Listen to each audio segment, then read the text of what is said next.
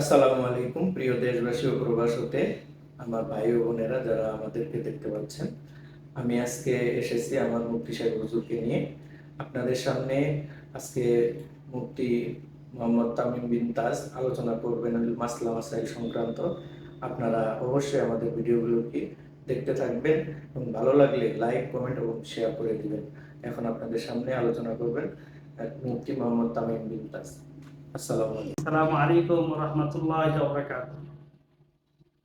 নাহমাদুহু ওয়া নুসাল্লি আলা রাসূলিহিল কারীম, আম্মা বা'দ। আজকে আমরা আলোচনা করব ওযু শুদ্ধ হওয়ার শর্তসমূহ নিয়ে।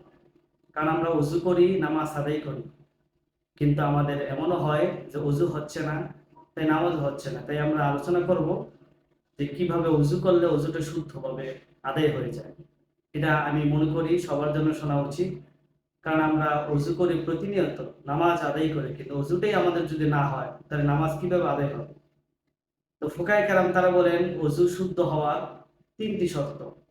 এক, ওযুতে যে সমস্ত অঙ্গে পানি পৌঁছানো জরুরি সেই সমস্ত অঙ্গে পরিপূর্ণভাবে পানি পৌঁছানো। যদি এগুলোর কোনো একটা অংশ শুকনো থেকে যায়, এক চুল পরিমাণও হয়, তাহলে আমার আপনার ওযু হলো না, ফলে নামাজ আদায় হবে না।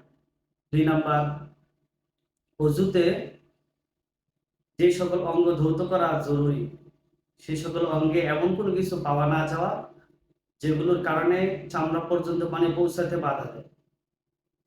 এর অনেকগুলো উদাহরণ আছে। যেমন আমরা অনেকে আছে রঙের কাজ করি, রঙের কাজ করতে গিয়ে রঙের এক ফোঁটা রং আমাদের ওযুর অঙ্গে লেগে গেল, অসতর্কতা অবস্থা অথবা পরিষ্কার না করে ওইভাবেই আমরা উজু করলাম, নামাজ আদায় করলাম, তাহলে এই ব্যক্তির ওযুও হলো না, নামাজ আদায় হলো না।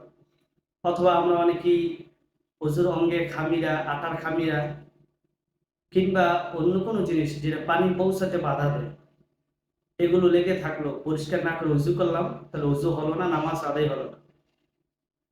ঠিক তদ্রূপ আমাদের মা বোনেরা অনেক সময় না বোঝে, হাতের আঙ্গুলের মাথায় নখ পালিশ অথবা পায়ের আঙ্গুলের মাথায় নখ পালিশ লাগায়, পরিষ্কার না করে ওইভাবে উজু করে, নামাজ আদায় করে, তাহলে এই ক্ষেত্রে তার নামাজ আদায় হলো না, উজু আদায় হলো না।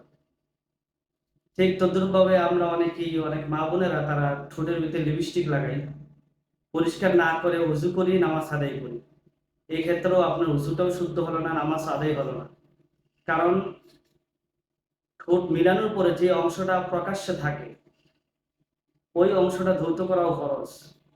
এখন যে আপনার লিপস্টিক থাকে, পানি চামড়া পর্যন্ত না পৌঁছায়, তাহলে আপনার উজু হবে না, ফলে এই উজু দ্বারা নামাজ আদায় করলে নামাজ আদায় হবে। এই ধরনের আর অনেক বিষয় আছে। মোট কথা হলো, যে জিনিস চামড়া পর্যন্ত পানি পৌঁছাতে বাধা দেয় এমন জিনিস সহকারে যদি কেউ উজু করে তাহলে উজু হবে না। সেটা পরিপূর্ণভাবে পরিষ্কার করে এরপর উজু করতে হবে। হ্যাঁ, তবে যদি অজুর অঙ্গের মধ্যে এমন কোনো জিনিস থাকে যেগুলো থাকলেও চামড়া পর্যন্ত পানি পৌঁছাতে বাধা দেয় না, যেমন কলমের কালি কিংবা হাতে বা পায়ে মেহেদি লাগাইলে, তাহলে এগুলো থাকা সত্ত্বেও যদি কেউ উজু করে, উজু হয়ে যাবে, নামাজ আদায় করলে নামাজ আদায় হয়ে যাবে। ৩ নাম্বার, অজু করা অবস্থায় অজু ভঙ্গকারী এমন কোনো জিনিস সংঘটিত না হওয়া।